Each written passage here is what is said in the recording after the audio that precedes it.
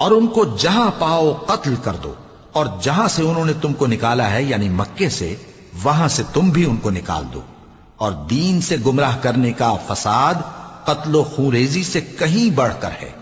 اور جب تک وہ تم سے مسجد حرام یعنی خانہ کعبہ کے پاس نہ لڑیں، تم بھی وہاں ان سے نہ لڑنا۔ ہاں اگر وہ تم سے لڑیں تو تم ان کو قتل کر ڈالو، کافروں کی یہی سزا ہے۔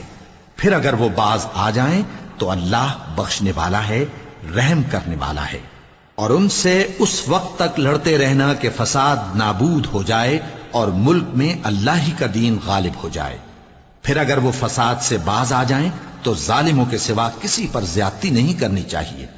ادب کا مہینہ ادب کے مہینے کے مقابل ہے، اور ادب کی چیزیں ایک دوسرے کا بدلہ ہیں۔